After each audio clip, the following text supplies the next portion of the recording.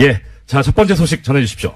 네, 박근혜 정부가 국정원을 동원해서 이명박 정부 시절 아랍에미리트 원전과 관련한 이면 계약 여부를 조사했다라는 어제 SBS 보도가 나왔습니다. 관련된 문건이 나온 건데요. 검찰이 국정원 간부로부터 확보한 자료입니다. 이명박 정부가 원전 수주의 조건으로 핵 폐기물과 폐연료봉을 국내에 반입하기로 했다라는 의혹이 조사 대상이었습니다. 또 아랍에미리트에 대한 핵 기술 이전을 미국이 반대해서 조기 착공이 곤란하다라는 내용도 있다라고 합니다. 이게 지금 주어를 다시 한번 들어주셔야 될 것이 청자분들께서 지금 현 정부가 아니고 박근혜 정부에서 조사를 했었다는 겁니다. 그러면은 두 가지 중에 하나겠죠. 정말 문제가 있었거나 아니면 이 조사를 함으로써 타개해야 될 문제가 있었거나.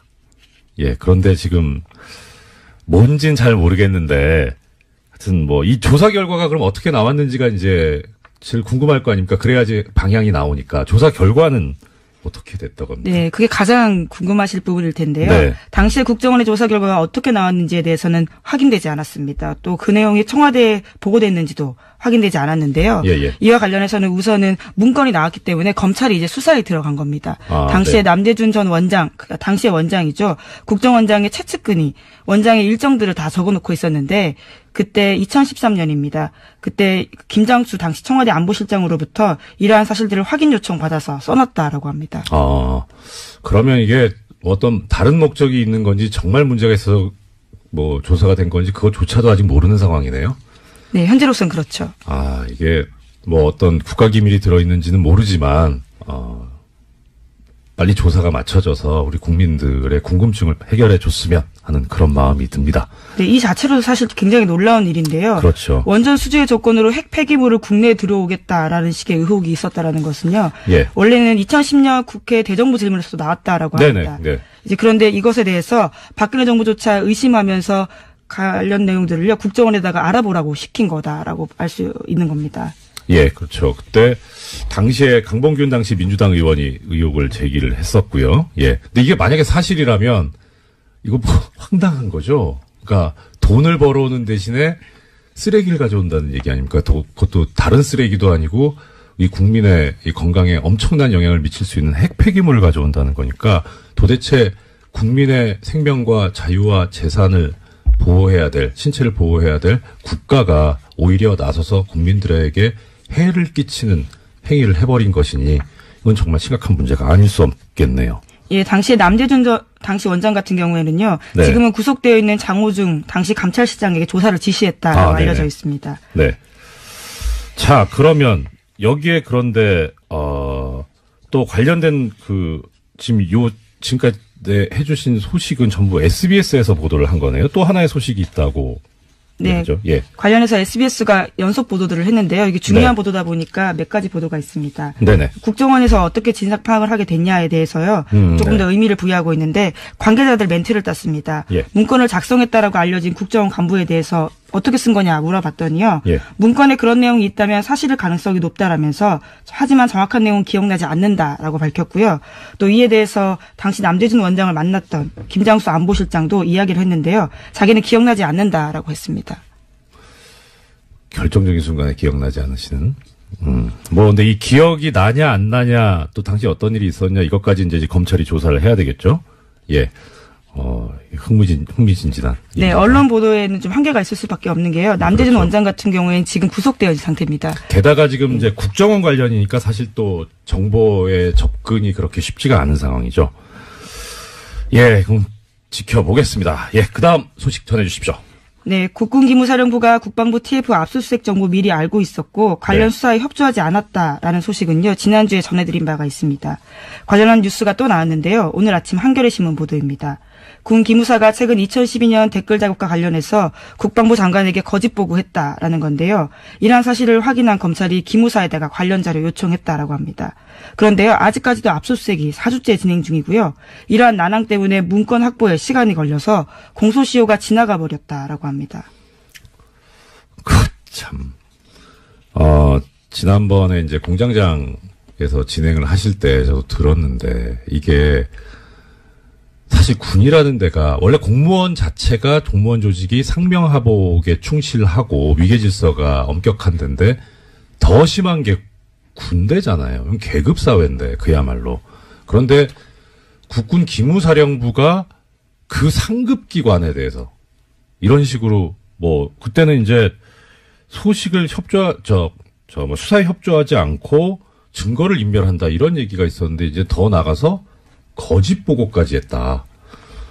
그렇다면 도대체 이 조직은 왜 있어야 되는 건가 하는 그런 생각이 드네요. 그런데 또 거기서 더 나가서 아예 빠져나가기 위해서 공소시효가 완성되도록. 자, 참 이게 이 타이밍에 드려야 될 말씀인지 모르겠는데 이 공소시효라는 얘기가 나오니까 김 기자님께서는 이 공소시효라는 게 왜 있을 것 같으세요? 생각이. 그리고 아무래도 좀 편의주의가 아닐까 싶은데요. 평생 네. 수사할 수 없다 보니까 네.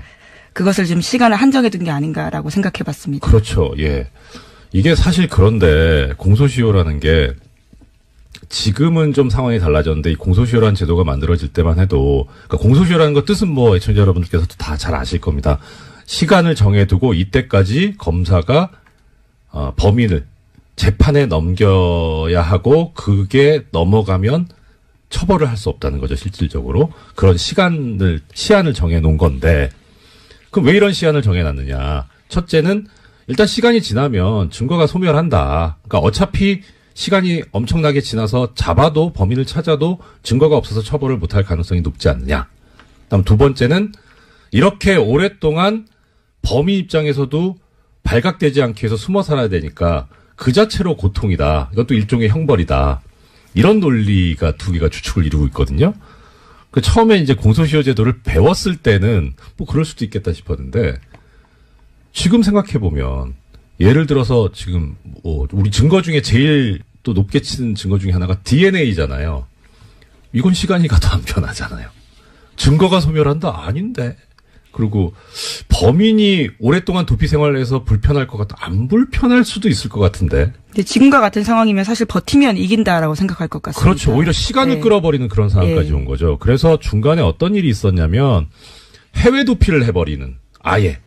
그래서 중간에 형사소송법이 개정이 되면서 해외에 나가 있었던 동안은 공소시효가 그 시간에 넣지 않는 걸로. 기소중지 같은 건가요? 기소중지하고 또 다릅니다. 예. 기소중지는 검찰이 하는 처분이고요. 아예 그 해외에 나가 있으면 그 기간을 빼는 그런 법 개정이 있었는데 지금 상황 같으면 도대체 공소시효가 왜 있어야 될까? 특히 이제 이런 상황처럼 아예 공소시효를 끝내버리려고 지나가게 하려고 이런 고의적인 시간 끌기. 예. 압수수색이 지금 4주째 진행 중이라는데 방해를 해가지고요. 네. 이미징을 아예 못하게 해서 일일이 키워드 검색을 여전히 하고 있다라고 합니다. 압수수색이 4일을 걸려도 말이 안 되거든요. 전격적으로 해야 되는 거기 때문에 어떻게 압수수색을 한 달을 하고 있습니까? 이런 작태를 하고 있는 이런 조직이 왜 있어야 하는지도 의문스럽고 또 이런 제도가 왜 있어야 하는지도 참 말이 안 나오네요. 다음 소식 부탁드립니다. 이번에도 공소시효와 관련된 내용이 있습니다. 네. 계속해서 이건희 삼성전자 회장의 차명재산 관련된 내용 알려드리고 있는데요. 네네. 2008년 삼성 비자금 특검에서 드러나지 않았던 이건희 삼성전자 회장의 수천억 원대 차명재산 있다라고 알려드렸습니다. 이에 대한 수사가 실체 접근조차 하지 못한 채 사실상 마무리 수순에 들어갔다고 이 또한 한겨레 신문이 보도했습니다. 네네. 2011년 이 회장 쪽에 1천억 원대 자진 납세를 받은 국세청이요. 이를 수사기관에 통보하는 등 적극 수사 의뢰에 나서지 않았다라고 합니다. 그러다 보니까 공소시효가 이것도 지나가고 있다고 하는데요. 다만 한 가지 희망은 있습니다. 공소시효가 남은 2013년에서 2014년 사면계좌에서 발급된 수표가 있어서요. 이것을 어떻게 할지 수사당국의 의지를 봐야 된다라고 합니다. 예, 이것도 그렇게 시간이 많이 남지 않았네요. 자, 그럼 이제 제기되는 문제. 공소시효를 없애면 되지 않냐. 없애는 것까지는 그렇다 치고, 그 다음에 이제 어떻게 되는 거냐. 예, 지금 이것도 지금 공소시효가 문제인데, 그러면은, 공소시효를 없애서 옛날의 행위에까지 그것을 효력을 미칠 수 있을 것이냐 하는 문제가 이제 되겠죠. 예를 들어서 지금 이제 이 공소시효 다 없앱시다 해가지고, 이 기무사에서 댓글 공작한 거 이것도 이제 지금 처벌하기로 하고 뭐 차명재산 이것도 수사해서 처벌하기로 하자 하면 문제는 소급법이 돼서 이게 우리 헌법상에서 얘기하고 있는 법률 불소급의 원칙에 어긋나니까 문제가 있을 수 있죠. 한 번 이제 이게 문제가 됐었던 적이 있어요. 저 예전에 전두환 노태우 그 내란 사건에 관해서 특별법이 만들어지면서 그때 공소시효를 없애버렸죠. 그래 당연히 그 전두환 노태우 이 피고인 쪽에서 이거 공소시효를 이렇게 적용하는 거는 법률 불소급의 원칙에 어긋난다, 위헌이다라고 하면서 주장을 했었는데 거기에 대해서 헌법재판소가 얘기하기를 예외가 있을 수 있다 모든 법에. 그런데 이런 중대한 일에 예외를 두지 않는다면 도대체 언제 예외를 둬야 하느냐 하면서 합헌이다라는 결정을 한 바가 있습니다. 이것도 비슷하게 봐야 되지 않을까. 지금 정치적, 경제적으로 나라의 근간을 흔드는 이런 범죄들인데 이것도 한번 고려해 볼, 공소시효를 소급해서 적용해 볼 만한 그런 사안이 아닐까 하는 생각을 해봤습니다. 네, 또 살인사건이나 이런 네. 사건이 벌어졌을 때는요, 그놈 목소리 영화가 기억이 그렇죠. 나는데, 네. 공소시효 문제 계속해서 나왔던 것 같습니다. 네, 그렇습니다. 다음 소식은요? 네, 이 또한요, 공소시효 관련된 내용입니다. 오늘 계속해서. 오늘 키워드가 공소시효입니까? 네, 오늘 아침에 그런 보도들이 꽤 많았는데요. 이번에는 경향신문 보도입니다. 네. 검찰이 고대영 KBS 사장의 국정원 돈 200만 원 수수 혐의를 공소시효 만료 등의 이유로 형사처벌하지 못할 것으로 보인다라는 건데요. 이명박 박근혜 정부 당시 숨겨진 비위와 부정부패에 대해서 검찰 수사가 공소시효라는 장애물을 만났다라는 지적이 나오고 있다고 합니다. 그거 참, 공소시효가 또 하나 말씀드리자면, 공소시효는 시효고, 우리가 진실을 밝혀야 되니까, 수사는 해놓고, 그래서 진실을 알면 되지 않느냐. 그 목적으로. 그런데, 사실 이 수사라고 하는 게, 최종적으로 가는 목적지가 어디냐면, 재판에 넘겨서 처벌을 하자는 그런 거라서, 공소시효가 완성돼 버렸다면, 끝나버렸다면은, 처벌 자체가 안 되는데, 이걸 수사를 한다면 목적 달성이 안 되는 행위를 하는 거기 때문에 이렇게 하는 거 어떻게 보면 또 예산 낭비가 될 수도 있고 그다음에 수사를 받는 쪽에서는 인권 침해 소지가 있죠. 그래서 문제인데 그런데 이 검찰에서 옛날에 한번 공소시효가 완성됐는데 수사를 했던 적이 있습니다. 혹시 기자님 기억하십니까? 어떤 사건인가요? 노건평 씨 사건에서 공소시효가 완성됐는데 수사를 했어요. 노무현 전 대통령의 형이시죠. 그리고 쭉 수사 결과까지 발표하고 결론이 그거였습니다. 공소시효가 완성돼서 기소하지 않기로 했다고. 그래서 좀 뭐 하는 거냐. 그러니까 그 당시에 검찰이 이런 수사권을 정치적으로 이용을 해가지고 그렇게 흠집을 내기 위해서 처벌 자체가 안 되는 거를 수사까지 하는 그런 권한 남용까지 했는데 그때 보면서 참 이렇게까지 하는구나 싶었죠. 근데 이것도 한번 고민해봐야 될 문제입니다. 그거 관련해서 그때 그 생각이 났습니다. 윤석열 지검장이 했던 유명한 말이 있습니다. 수사권을 가지고 검사가 그렇게 하면 그게 검사냐 깡패지. 네, 다음 소식이요. 네, 2년 전에 역사교과서 국정화를 결정하면서 교육부가 여론조사 실시했다라는 소식 전해드린 바가 있는데요. 그때 여론조사 정황 발견됐었습니다.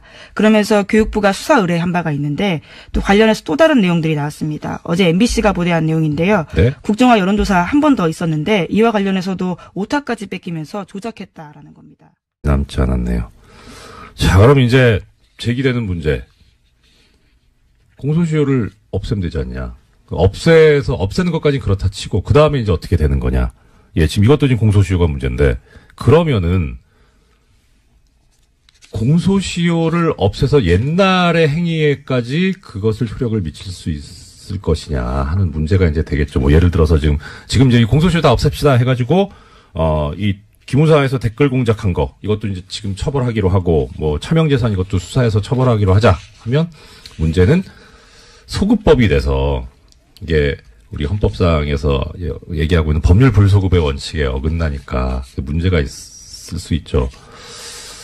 한 번 이제 이게 문제가 됐었던 적이 있어요. 저 예전에 전두환 노태우 그 내란 사건에 관해서 특별법이 만들어지면서 그때 공소시효를 없애버렸죠. 그래 당연히 그 전두환 노태우 이 피고인 쪽에서 이거 공소시효를 이렇게 적용하는 거는 법률 불소급의 원칙에 어긋난다, 위헌이다라고 하면서 주장을 했었는데 거기에 대해서 헌법재판소가 얘기하기를 예외가 있을 수 있다, 모든 법에. 그런데 이런 중대한 일에 예외를 두지 않는다면 도대체 언제 예외를 둬야 하느냐 하면서 합헌이다라는 결정을 한 바가 있습니다.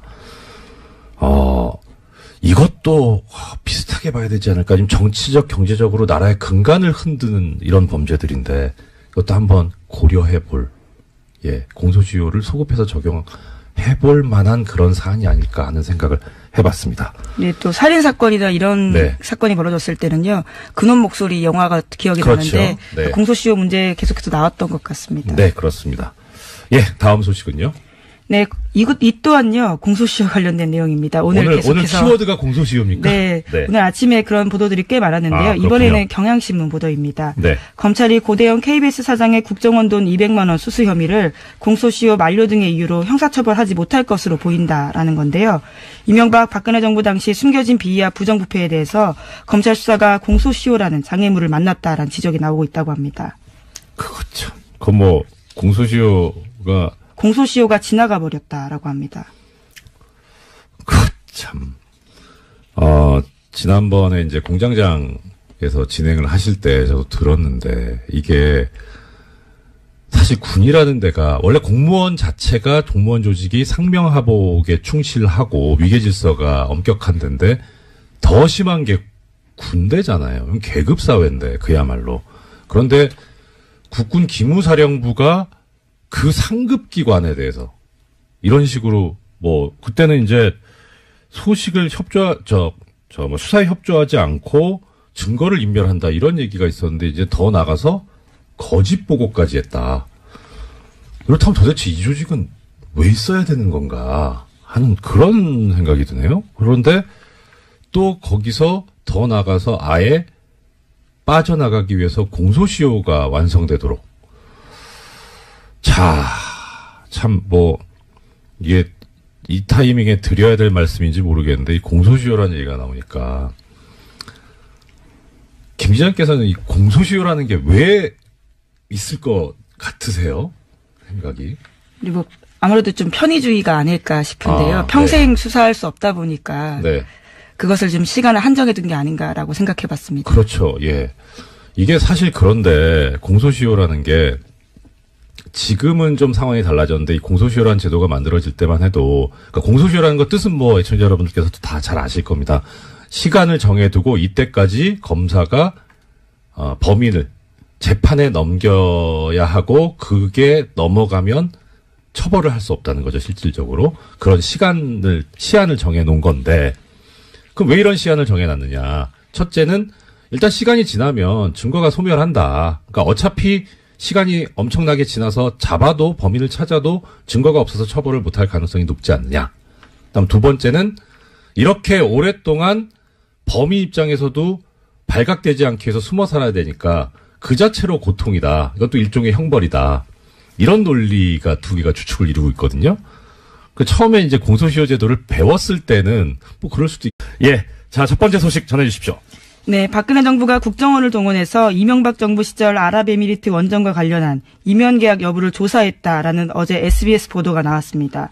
관련된 문건이 나온 건데요. 검찰이 국정원 간부로부터 확보한 자료입니다. 이명박 정부가 원전 수주의 조건으로 핵 폐기물과 폐연료봉을 국내에 반입하기로 했다라는 의혹이 조사 대상이었습니다. 또 아랍에미리트에 대한 핵 기술 이전을 미국이 반대해서 조기 착공이 곤란하다라는 내용도 있다라고 합니다. 이게 지금 주어를 다시 한번 들어주셔야 될 것이 청자분들께서 지금 현 정부가 아니고 박근혜 정부에서 조사를 했었다는 겁니다. 그러면은 두 가지 중에 하나겠죠. 정말 문제가 있었거나 아니면 이 조사를 함으로써 타개해야 될 문제가 있었거나.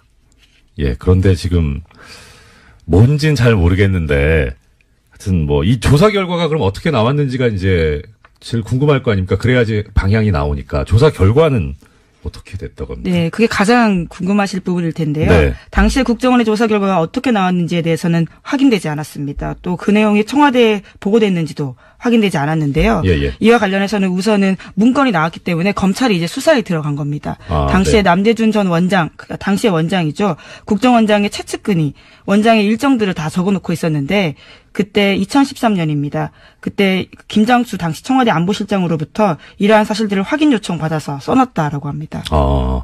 그러면 이게 어떤 다른 목적이 있는 건지 정말 문제가 있어서 뭐 조사가 된 건지 그것조차도 아직 모르는 상황이네요. 네, 현재로서는 그렇죠. 이게 뭐 어떤 국가기밀이 들어있는지는 모르지만 빨리 조사가 맞춰져서 우리 국민들의 궁금증을 해결해 줬으면 하는 그런 마음이 듭니다. 네, 이 자체로도 사실 굉장히 놀라운 일인데요. 그렇죠. 원전 수주의 조건으로 핵 폐기물을 국내에 들어오겠다라는 식의 의혹이 있었다라는 것은요. 예. 원래는 2010년 국회 대정부 질문에서도 나왔다라고 합니다. 네. 이제 그런데 이것에 대해서 박근혜 정부조차 의심하면서 관련 내용들을요 국정원에다가 알아보라고 시킨 거다라고 알 수 있는 겁니다. 예, 그렇죠. 그때 당시에 강봉균 당시 민주당 의원이 있겠다 싶었는데 지금 생각해 보면 예를 들어서 지금 우리 증거 중에 제일 또 높게 치는 증거 중에 하나가 DNA잖아요. 이건 시간이 가도 안 변하잖아요. 증거가 소멸한다? 아닌데. 그리고 범인이 오랫동안 도피 생활을 해서 불편할 것 같다. 안 불편할 수도 있을 것 같은데. 근데 지금과 같은 상황이면 사실 버티면 이긴다라고 생각할 것 같습니다. 그렇죠. 오히려 시간을 끌어버리는 그런 상황까지 온 거죠. 그래서 중간에 어떤 일이 있었냐면 해외 도피를 해버리는 아예. 그래서 중간에 형사소송법이 개정이 되면서 해외에 나가 있었던 동안은 공소시효가 그 시간에 넣지 않는 걸로. 기소중지 같은 건가요? 기소중지하고 또 다르다. 예. 기소중지는 검찰이 하는 처분이고요. 아예 그 해외에 나가 있으면 그 기간을 빼는 그런 법 개정이 있었는데 지금 상황 같으면 도대체 공소시효가 왜 있어야 될까?